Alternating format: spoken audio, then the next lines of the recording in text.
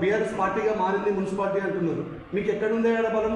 BRS పార్టీగా మారిందంటే ఉన్న 43 మంది కౌన్సిలర్లలో మీరు ఉన్నది అసలు కాంగ్రెస్ పార్టీ కౌన్సిలర్ ఒక్కరైనా గెలిచిందా? టీఆర్ఎస్ ప్రభుత్వంలో నుండి గెలిచి మీరు అందులోకి పోయి మీకు ఇప్పుడు కాంగ్రెస్ బలం వచ్చింది. మేము మెజారిటీ బలం మాదే ఉంది. మరి బీఆర్ఎస్ పార్టీ కౌన్సిలర్లు మెజారిటీ ఉన్నప్పుడు మాది బీఆర్ఎస్ ప్రభుత్వం అంటారు. ఇప్పుడు కాంగ్రెస్లో మీరు ఎమ్మెల్యేలుగా మెజారిటీ ఉన్నారు, కాంగ్రెస్ ప్రభుత్వం అంటారు. Semi government municipality, semi government కాబట్టి మేము ఎక్కువ శాతం ఉన్నాం కాబట్టి మేము ఖచ్చితంగా మేము పాల్గొంటాం మీటింగ్. మీకు దమ్ముంటే ఇప్పుడు రాజీనామా చేయండి. మీరు ఆరుగురు ఎవరైతే మీరు పార్టీ మారినో మీరు దమ్ముంటే రాజీనామా చేసి మీరు నీకు నిజాయితీ ఉంటే మీరు రాజీనామా చేసి గెలుగురి చూద్దాం. చెప్పులతో కొడతారు మీరు కలిగలేకపోతే. మీరు చేసిన దొంగతనాలు, మీరు చేసే వసూళ్ళు అన్నీ కూడా ప్రజల దగ్గర రికార్డులతో సహా ఉన్నాయి. వాళ్ళు సమయం వచ్చినప్పుడు ఎవరెవరైతే మీరు కంప్లైంట్ ఇచ్చారో అందరూ కూడా బయట పెడతారు. ఈ ముత్యాల బుచ్చిరెడ్డి గురించి మాట్లాడితే ఇక నవ్వొస్తుంది. ఆయనకు ఒక్కోటి కూడా రాదు టికెట్ లేకపోతే. కానీ ఇలా ఏదో TRS party Harish Rao sir గారు ఉండి ముందుండి అతన్ని గెలిపిస్తే ఇలా ప్రజలకు సేవ చేసే అవకాశం వచ్చినప్పుడు ప్రజలకు సేవ చేయాలి, కానీ మోసం చేయొద్దు. కరోనా టైంలో మీ అందరికీ కూడా తెలుసు ఎంతమందికి సాయం చేశారని. ఇదే సాకి ఆనంద్ గారికి కరోనా వస్తే రాత్రి అతను ప్రాణాపాయ స్థితిలో ఉంటే ఇదే హరీష్ రావు గారు కాపాడారు. అదేవిధంగా శ్రీ బుచ్చిరెడ్డి గారికి హార్ట్ అటాక్ వస్తే పర్సనల్ సొంత ఖర్చులతోనే ఆయనకు స్టంట్ వేయించింది. అది తెలియదా మీకు? ఇంత కూడా నీతి న్యాయం లేదా? అధికారం శాశ్వతం కాదు కదా. హరీష్ రావు గారు చేసిన పనులను ఒకసారి స్మరించుకోవాలి. ఎందుకంటే మనం సమాజంలో భూమి మీద బ్రతుకుతున్నప్పుడు చేసిన సేవలు మర్చిపోవద్దు. అధికారం అనేది శాస్త్రం కాదు. ప్రజల్లో మనం నిత్యం ఉండే వ్యక్తులం కాబట్టి ప్రజలు ప్రతిదీ కూడా గమనిస్తున్నారు. మీకు దమ్ముంటే ఇవాళ కాంగ్రెస్ ప్రభుత్వం మీదే ఉంది కదా.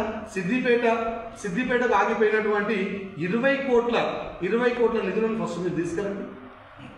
మంత్రి పొన్నం ప్రభాకర్ గారు చెప్పి తీసుకున్నాండి 20 కోట్ల నిధులు తీసుకున్నాండి.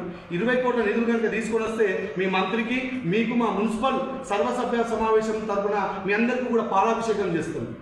అది తీసుకురా చేత కాదు. మెడికల్ కాలేజ్ పనులు కంప్లీట్ చేయడానికి చేత కాదు. సిద్దిపేటలో ఆగిపోయిన రోడ్ల పనులు చేయ చేత కాదు. ఇవాళ గతంలో మంత్రిగా ఉన్నప్పుడు హరీష్ రావు గారు మీ అందరూ కూడా తెలిసిన విషయమే, అర్ధరాత్రి ఫోన్ చేసినా కానీ ఎల్ఓసి తెచ్చేది. అర్ధరాత్రి ఫోన్ చేస్తే ఏదైనా ఆపద ఉంది అన్నా అంటే నేను ఉన్నా అని చెప్పేసి అతను హాస్పిటళ్లలో కానీ లేకపోతే అధికారులతో మాట్లాడి సమన్వయం చేసి సిద్దిపేట ప్రజలకు ఏ ఇబ్బంది కలిగినా కానీ తను ముందుండేవాడు. ఈరోజు ఎవరికి చెప్పుకోవాలో సిద్దిపేట ప్రజలు ఎవరికి చెప్పుకోవాలో అర్థం కాలేని పరిస్థితి అయిపోయింది. మొత్తం కాంగ్రెస్ రౌడీ పాలన అయిపోయింది.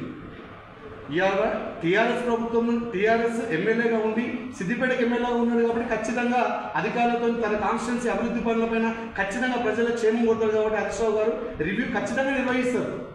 నీకేం అధికారం ఉందని చెప్పేసి మన ఇప్పుడు ఈయన మైనంపల్లి సిద్దిపేటకు తరచూ ర్యాలీలు ఇస్తున్నాడు. నీకు ఏ అధికారం ఉంది?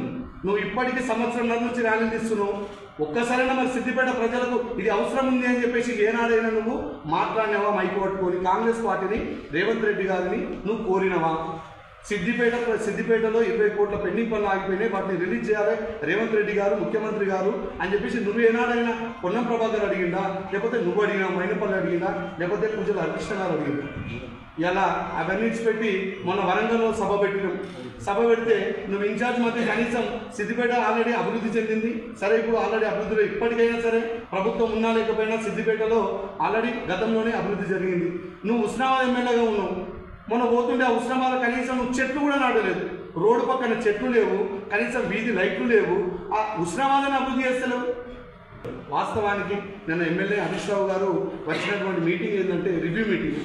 ఆల్రెడీ మా కౌన్సిల్ సమావేశం అయిపోయిన తర్వాత తను వచ్చి మున్సిపల్ అధికారులతో తన సిద్దిపేట ఎమ్మెల్యే కాబట్టి ఆయనకు అధికారం ఉంది, రివ్యూ మీటింగ్ పెట్టే అధికారం ఉంది. మీకు చేతనైతే ఆ పొన్నం ప్రభాకర్ గారిని కానీ వాళ్ళని తీసుకొచ్చి సర్కారు దవాఖానలో పేద ప్రజలు చాలా అవస్థలు పడుతున్నారు. అక్కడ సరైన వైద్యం అందక ప్రైవేట్ ఆసుపత్రుల పాలై చాలా డబ్బులు పోగొట్టుకుంటున్నారు. దామోదరాయణుడు ఇది కనిపిస్తలేదా? సిద్దిపేట కాంగ్రెస్ నాయకులకు ఇది కనిపిస్తలేదా? అభివృద్ధి పైన ఫోకస్ చేయండి. ప్రజలకు ఏం కావాలో మీరు ఫోకస్ చేయండి. దానిపైన ఫోకస్ చేసి కాంగ్రెస్ నాయకులు నిలదీయాలి తప్ప మమ్మల్ని నిలదీస్తే ఏం రాదు. మేము గత టీఆర్ఎస్ ప్రభుత్వం ఉన్నప్పుడు ప్రతిపక్షమైనా సరే స్వపక్షమైనా సరే మేము అందరికీ కూడా పనులు చేసాము.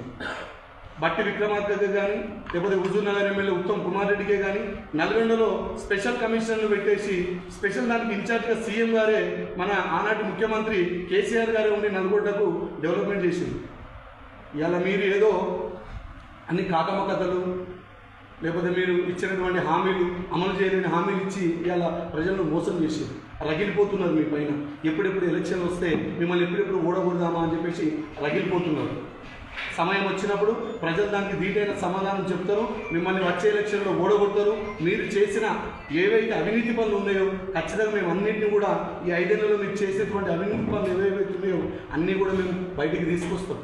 ఇలా మీరు బేషరతుగా హరీష్ రావు గారికి కానీ క్షమాపణ చెప్పాలి. హరీష్ రావు గారు ఇలా మీడియా మిత్రులను అనుమతించట్లేదు అంటే సరే, ప్రభుత్వ పరంగా అప్పుడు వచ్చినటువంటి జీవో పరంగా మీకు మేము రిక్వెస్ట్ చేసుకున్నాం, వాళ్ళు కూడా మమ్మల్ని అర్థం చేసుకుంటారు. ఇలా మీడియా ప్రతినిధులను ఎందుకు నిన్న రివ్యూ మీటింగ్కు మీరు అలో చేసిరని చెప్పి అడుగుతున్నారు. మీడియా ప్రతినిధులు కూడా హరీష్ రావు గారు కాపాడుకున్నంత మీ కాంగ్రెస్ నాయకులు ఎవరు కూడా కాపాడలేదు. నేను డిమాండ్ చేస్తూ ఉన్నాను, మీడియా మిత్రులకు మీరు చేసేది ఏదైనా ఉంటే వాళ్ళకు చేయండి. అందులో కూడా పేద మీడియా మిత్రులు ఉన్నారు, వాళ్ళకి మీరే సాయం చేస్తారు, వాళ్ళకి ఇల్లు ఇప్పియండి, లేకపోతే వాళ్ళకి ప్లాట్లు ఇప్పియండి, మీరు చేసే సాయం చేయండి వాళ్ళకు. కానీ ఇవన్నీ చేత కాకుండా ఏదో బురద జల్లే కార్యక్రమం చేసి మీరు ఏదో ప్రెస్ మీట్లు పెట్టడం, ఇష్టం వచ్చినట్టుగా కలెక్టర్ గారికి ఇస్తామంటే ఇలా మున్సిపల్లో అవకతవకలు జరుగుతున్నాయని చెప్పేసి మీరు ఏదో మాట్లాడుతున్నారు. దానిపైన అధికారం మీదే కదా, గవర్నమెంట్ ఉన్నది. కలెక్టర్ గారికి మీ ముఖ్యమంత్రి గారి నుంచి చెప్పించి అధికారులతో మేము కూడా డిమాండ్ చేసింది ఏంది, మా కౌన్సిల్ సభ్యులు కూడా డిమాండ్ చేసింది ఏంది, మున్సిపాలిటీలో ఇట్లా అవకతవకలు జరుగుతున్నాయి, బాగున్నది, మన మున్సిపాలిటీకి చెడ్డ పేరు వస్తుంది అని చెప్పేసి మా కౌన్సిల్ సభ్యులు డిమాండ్ చేసారు. దీనిపైన చర్చ జరపండి, కమిషనర్ గారు కలెక్టర్ గారు మీరు చర్చ జరపాలి, దానిపైన ఎంక్వైరీ వేయాలని మేము చెప్పినాం. మీరు కుమ్మక్కయ్యి ఎక్కడ పడితే అక్కడ వసూలు చేసుకుంటా మేము నిలదీస్తే మీరు దాన్ని తప్పుదోవ పట్టేయడానికి ఏదో మళ్ళీ మీరు పోయి కంప్లైంట్ చేయడం అనేది చాలా విడ్డూరం.